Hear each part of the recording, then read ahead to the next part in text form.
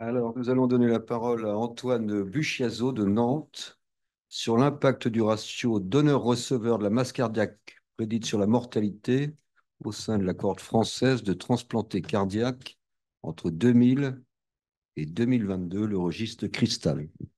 Exactement. Donc, merci, chers maîtres et chers collègues, de me permettre de vous exposer mon travail qui cherchait à évaluer quel était l'impact du ratio donneur-receveur de la masse cardiaque prédite sur la mortalité au sein de la cohorte française de transplantés cardiaques de 2000 à 2022 sur le registre Cristal et que j'ai conduit donc dans mon service, qui est le service de chirurgie cardio-thoracique et vasculaire du CHU de Nantes.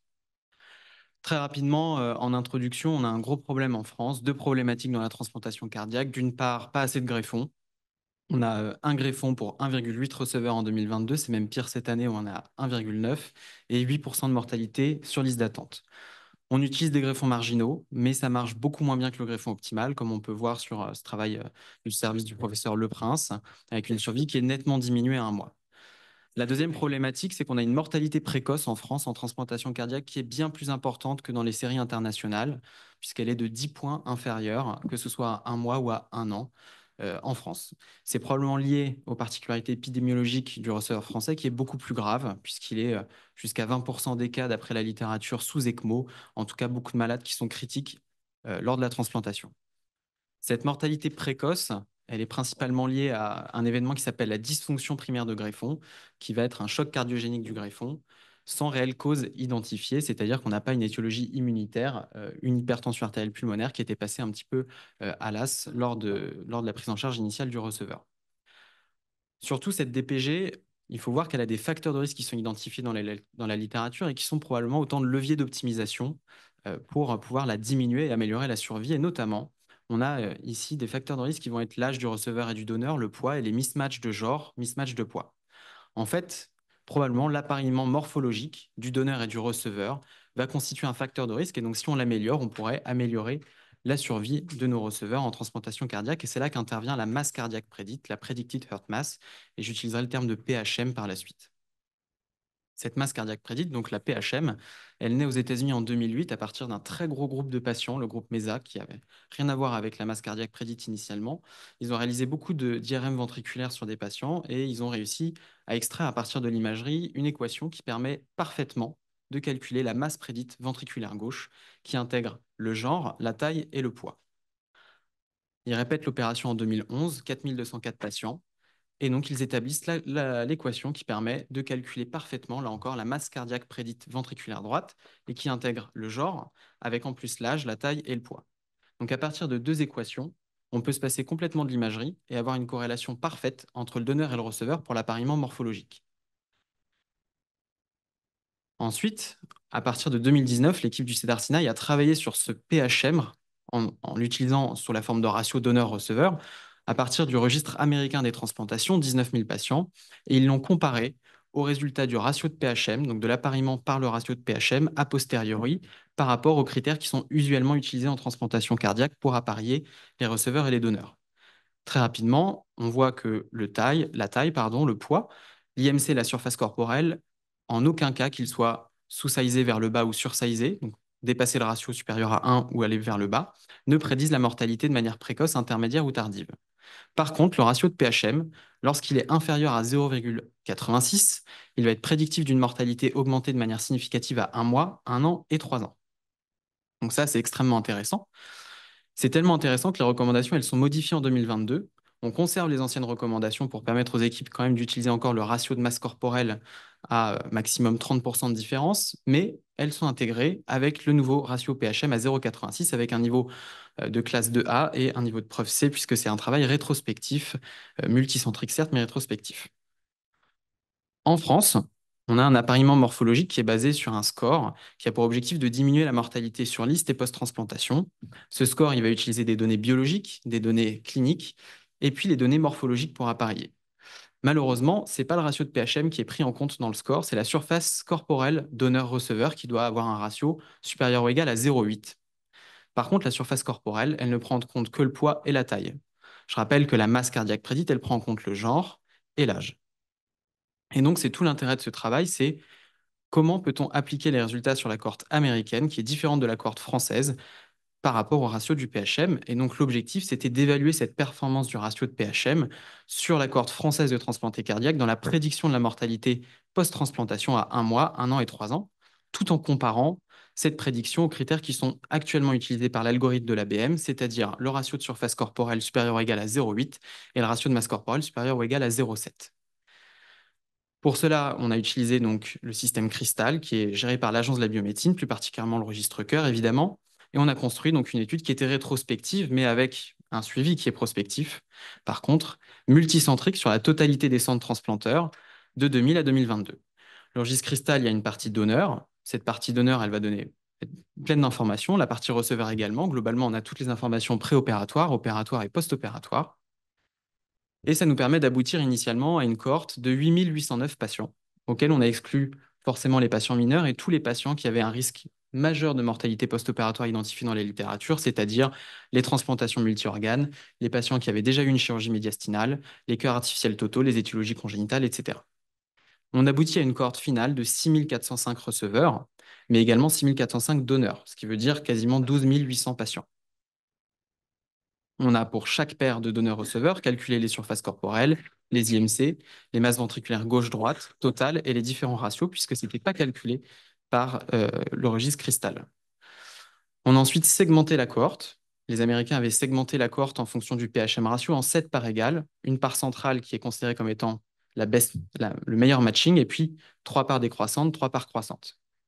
On a fait différemment. On a décidé de la séparer en 11 parts pour affiner la méthodologie, pour aller chercher encore plus des ratios qui sont encore plus prédictifs. Donc, on a 11 parts et puis ensuite, on a conduit une analyse qui était globalement plutôt classique en termes de statistiques du fait de la taille de la cohorte, avec donc des analyses de survie et une analyse multivariée selon un modèle de Cox à 3 ans.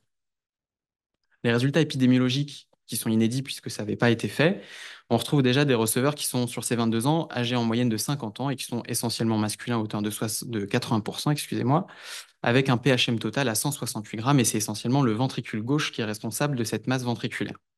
La première cause de transplantation, c'est la cause dilatée à hauteur de 44%, la cause ischémique à 35%, et forcément, on a des ventricules gauches qui sont dilatés avec cette étiologie dilatée principale. L'enseignement important, c'est qu'effectivement, le receveur français, c'est un receveur qui est grave. 38% sont transplantés sous inotrope IV, 35, quasiment 36% sont transplantés sous ECMO, qui est un facteur majeur de mortalité, et 12,7% sont transplantés avec une assistance monoventriculaire gauche. Les donneurs français, sur ces 22 ans, ils sont jeunes, 42 ans, essentiellement des hommes, 70% d'hommes. 171 grammes de masse cardiaque totale prédite, avec là encore le ventricule gauche qui est responsable de la grande majorité de cette masse.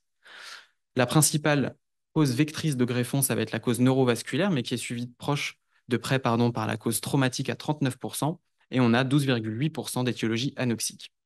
La FEVG moyenne était à 63%, avec tout de même 78% des patients qui sont prélevés sous noradrénaline avec une dose moyenne à 1,31 mg/h. Pour finir sur les données épidémiologiques, on a en moyenne 3 heures d'ischémie froide, ce qui est tout à fait dans les standards internationaux, puisque c'est la limite est fixée à 4 heures. Par contre, on a une proportion relativement élevée par rapport aux autres cohortes internationales de mismatch de genre, avec un donneur féminin pour un receveur masculin, ce qui représente le pire en termes de mismatch de genre. Maintenant, le plus intéressant, la survie. Donc, lorsqu'on regarde les survies à 1 mois en utilisant les critères usuels de l'Agence de la biomédecine, donc le ratio de surface corporelle et le ratio de poids, lorsqu'il est inférieur à 0,8 ou 0,7 pour le ratio de poids, à 1 mois, ces deux critères ne sont pas prédictifs de mortalité. En revanche, lorsqu'on regarde le PHM ratio, lorsqu'il s'avère être inférieur à 0,825 à 1 mois, on a un ratio de PHM qui est prédictif d'une mortalité augmentée de manière significative. On a poursuivi l'analyse à 1 an de la survie. De manière un petit peu étonnante, le ratio de surface corporelle inférieur à 0,8 n'est pas significativement associé à une mortalité augmentée à 1 an, puisque l'intervalle de confiance comprend 1, bien que la p-value soit inférieure à 0,5. Par contre, le ratio de poids inférieur à 0,7, lui, est bien significatif à 1 an. Il est prédictif de mortalité de manière significative. Le ratio de PHM, lui, de façon très étonnante, n'est pas associé à 1 an lorsqu'il est inférieur à 0,825, également à 0,775, qui n'est pas représenté sur la diapo, n'est pas prédictif d'une mortalité augmentée à 1 an. Même si visuellement, on voit effectivement qu'on a une mortalité plus importante, mais elle n'est pas significative. Enfin, à 3 ans, le ratio de surface corporelle et le ratio de poids inférieur à 0,8 et 0,7 sont associé à une mortalité qui est significativement plus importante à 3 ans. Et le ratio de PHM est lui également associé par contre à une mortalité qui est significativement plus importante à 3 ans lorsqu'il est inférieur à 0,825 et encore lorsqu'on ajuste sur les différents facteurs de confusion possibles. Je termine sur les résultats par l'analyse multivariée qu'on a conduit à 3 ans qui confirme les facteurs de mortalité significatifs que sont les PHM ratios inférieurs à 0,825 et 0,775, ce qui n'est pas le cas des autres PHM ratios. On a également la cardiopathie ischémique et la cardiopathie restrictive qui sont des facteurs de mortalité significatifs à 3 ans. Et enfin, l'étiologie traumatique anoxique sont des facteurs protecteurs de mortalité de manière significative à 3 ans, tout comme l'obtention d'un greffon qui n'était pas sous dobutamine. En synthèse, sur les résultats, notre cohorte française, elle montre que le PHM ratio inférieur à 0,825, il est prédictif de mortalité à court terme et à long terme, mais ce n'est pas le cas à moyen terme. Les ratios de surface corporelle et de poids sont prédictifs à long terme, mais non pas à court terme. La cohorte américaine, elle retrouvait le ratio à 0,86, qui était significativement associé à une mortalité augmentée à court terme et long terme, et les ratios de poids et de surface corporelle n'étaient pas associés à une mortalité augmentée à court terme. Pour débuter sur la discussion, ce travail, il était justifié à notre sens puisque les cohortes, le postulat était que les cohortes étaient différentes. Et là, c'est la première analyse vraiment où on peut grouper ces deux cohortes et on voit tout de suite que les âges entre les cohortes américaines et françaises sont différentes. La répartition des genres entre donneurs et receveurs sont également différentes. On a également sur les receveurs des étiologies qui sont nettement différentes avec beaucoup plus d'ischémique aux États-Unis. On a également des stratégies différentes. Le receveur américain, il est en général beaucoup plus stable à la maison. Et enfin, sur les donneurs, on a des donneurs nettement différents puisque le donneur français est plus souvent décédé d'une cause d'AVC. Le donneur américain, c'est la cause anoxique, notamment avec l'épidémie de narcotiques. Donc, à notre sens, ce travail il était déjà justifié par cette analyse puisqu'on avait effectivement des cohortes différentes. Ensuite, comment expliquer l'intrication du PHM ratio et de la mortalité? Et pour ça, j'utilise cette figure qui a été publiée dans le JACC avec 3 grandes phases de mortalité dans la transplantation. Une phase précoce jusqu'au 3e mois avec une mortalité très importante. Une phase intermédiaire qui va durer 1 à 2 ans avec une lune de miel, très peu de mortalité. Et puis une nouvelle ascension plus tardive au bout de 2 à 3 ans de transplantation, une réaugmentation de la mortalité. Si on s'intéresse à la phase précoce, on a vu qu'elle était essentiellement liée à la dysfonction primaire de greffon. Cette dysfonction primaire de greffon, on a comme facteur de risque identifié parmi beaucoup les facteurs anthropométriques. Et la masse ventriculaire, elle regroupe ces facteurs anthropométriques au sein d'une seule et même équation. La littérature, elle avait prouvé en 2018 par Gong que un ratio de PHM faible était significativement associé à une survenue plus fréquente d'une dysfonction primaire de greffon modérée à sévère. Et par la suite, Kransdorff il prouve que ce PHM est associé à une mortalité plus importante. Et ça a été soutenu également en 2020 par l'équipe anglaise de Cheshire sur une cohorte beaucoup plus petite de 2000 patients. On avait une mortalité plus importante également chez les Anglais. Et donc notre travail, il soutient, il confirme la littérature sur cette mortalité précoce et il est plausible en plus du point de vue scientifique. C'est un petit peu plus compliqué à expliquer au niveau de la mortalité intermédiaire et tardive. Cette mortalité à moyen terme, on a vu chez Kransdorff que le PHM était significatif et ce n'était pas le cas des critères anthropométriques bruts usuels. C'était la même chose pour Cheshire, il était significatif à 1 an, mais non pas pour la surface corporelle et l'IMC. De notre côté, malheureusement, on n'est pas significatif à 1 an. Le ratio de PHM n'est pas significatif. Cependant, on peut l'expliquer par la particularité d'avoir une phase de mortalité qui est extrêmement faible durant cette période. Et donc, forcément, il faut une puissance statistique très importante pour pouvoir mettre en évidence une mortalité aussi faible. Et je rappelle que l'équipe de Kransdorff, c'est 19 168 malades et nous, c'est que 6 405 patients. La méthodologie est également différente. Ils ont partitionné en 7 la cohorte, nous l'avons partitionné en 11. La mortalité à plus long terme, par contre, on retrouve Kransdorff qui est significatif sur le PHM, mais également la surface corporelle. Et notre cohorte est également significative sur le PHM et la surface corporelle, avec en sus le ratio de poids. On peut l'expliquer, ce ratio de poids, par un taux de mismatch femme donneuse vers homme receveur qui est beaucoup plus important dans notre cohorte qu'aux États-Unis. Et puis la notion probable de biais de sélection qui est liée en fait à l'algorithme de l'ABM, puisque normalement ces greffons sont refusés par l'algorithme de l'ABM. Donc on est face à des greffons qui ont été proposés hors tour. Et donc c'est un énorme biais de sélection. Et par ailleurs, je rajoute que le registre cristal est en insu des facteurs de risque cardiovasculaire à long terme, ce qui est un biais important. En termes de perspectives cliniques, elles sont assez pratiques et réelles, puisque cette segmentation plus fine, elle va nous permettre probablement d'élargir le pool de greffons disponibles, puisqu'on va passer de 0,86 à 0,82, comme on le voit sur le travail de Kransdorff. On a tout ce qui est dans ces carrés bleus, qui sont des greffons qui ont été refusés selon les anciennes métriques et qui auraient pu être acceptés puisqu'ils avaient un ratio de PHM qui était favorable. mais ça va être à confirmer prochainement. On a également une intégration possible du PHM ratio au sein du score cœur, qui pourrait améliorer la mortalité. Et enfin, une probable modification à venir des recommandations internationales lorsqu'on aura travaillé avec l'équipe nord-américaine. Ce sera mon avant-dernière diapositive, pardon. Je rappelle que c'est quand même un travail qui a des limites, son caractère rétrospectif est sur registre, un registre qui est évolutif au cours du temps, qui a exclu certaines populations pour lesquelles on ne peut pas conclure. Par contre, c'est fort, c'est 6405 patients sur 22 ans. Ça représente la première cohorte européenne qui s'intéresse à la transplantation et au PHM et la deuxième cohorte mondiale. C'est également un regard inédit sur le plan épidémiologique sur la transplantation sur 22 années, ce qui n'avait pas été fait. Et puis la méthodologie de segmentation en 11 déciles est également nouvelle. Et donc, en conclusion, ce travail rétrospectif sur les 6405 couples de donneurs-receveurs nous permet de conclure que le PHM ratio inférieur à 0,825 est prédictif de mortalité à court et long terme en transplantation, mais ne l'est pas à 1 an. Et son utilisation prochaine dans le système d'allocation français pourra probablement augmenter le nombre de greffons disponibles et répondre à la problématique également de la mortalité précoce. Et puis, on a un nouveau regard sur les recommandations internationales qui ouvre également donc, cette possibilité de travailler avec l'équipe nord-américaine et de changer ses recommandations. Je vous remercie pour votre attention et je voulais également remercier l'ensemble des centres français qui ont participé à l'étude pour avoir tous ces malades.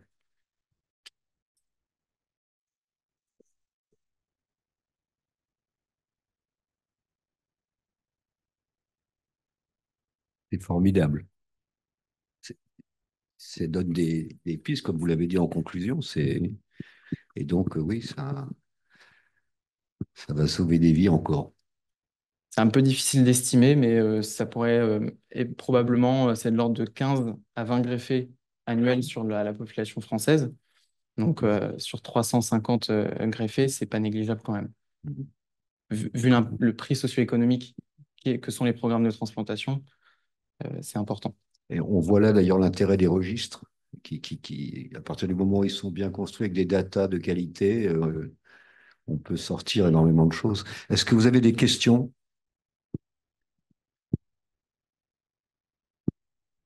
Alors, est-ce que vous avez prévu de voir ça en prospectif maintenant? Parce que tu critiques le fait que c'est un registre et ça mérite toujours d'être avalisé par une étude de prospective. Ou bien Le, ou bien l'ABM va changer les règles avant. Le travail prospectif, en fait, c'est un registre où l'inclusion est.